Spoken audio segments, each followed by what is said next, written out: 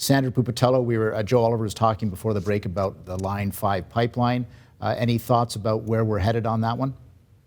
Well, I'm hoping we have the time before they get to their, deadline, whether it's legal or not legal, being this May, that maybe we're going to convince them that that is a bigger negative impact on Michigan than they might imagine. And I recall the discussions around the steel tariffs, for example, under Trump over there, that it ended up hurting more American companies than it ever hurt Canadian firms. So in time, we have to have an opportunity to educate people to say, look, if you actually do this, here are the people in your own backyard that will suffer because of it. Never mind your Canadian friends, which would be devastating for us. And I think we've got to, plan, if in the eventuality that happens, what are we going to do about it?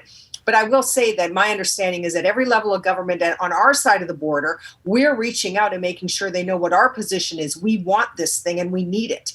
And in the scope of the world and climate change, natural gas, these fossil fuels they're still part of our plan as we go out into, whether it's decades from now that we can eventually get off of fossil fuels. Right now, the world still needs them. So we have to be realistic about what those needs are. And that's a big part of what our needs are in Ontario, never mind the rest of Canada.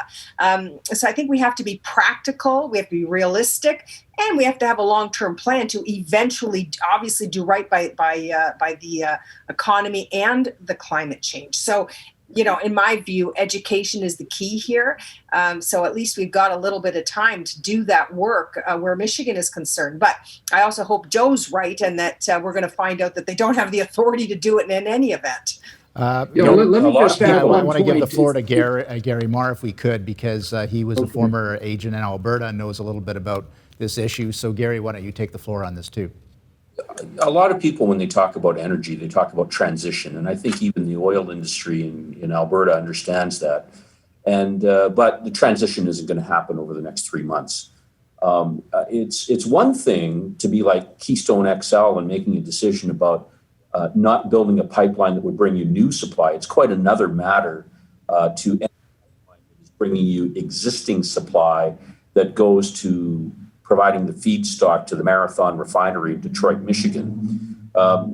Line 5 is important to the use of in the state of Michigan. That line, after it leaves Michigan, comes back into Sarnia. About half of the crude oil consumed in the province of Ontario comes through Line 5, then connects to Line 9, which goes into Quebec, and about 2/3 of the oil that is consumed in Quebec comes through Line 9, fed by Line 5. And so it is a big issue, and I hope that it wakes up Canadians to understand our dependence upon the oil and gas industry, and that the oil and gas industry is a cleaner production of this type of energy. Of the $1.5 billion that's spent annually on clean technology here in Canada, about 3/4 of it comes from the oil and gas industry. So nobody thinks or gives credit to the oil and gas industry for being a high-tech one, but indeed it really, really is. Joe, there's something I'd like to add if I could, sure. Tony.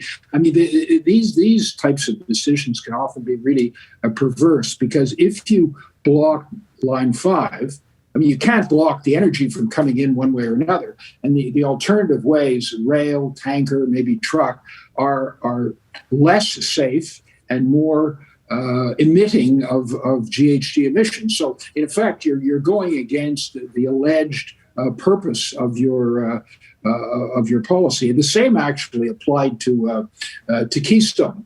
Because the U.S. Department of State, which is the one responsible for looking at it, said that emissions would probably increase if you didn't do that because of the alternative ways of bringing oil into the United States. So, sometimes you wonder whether it's just showmanship and symbolism without a real concern for the environment. And that is pretty perverse.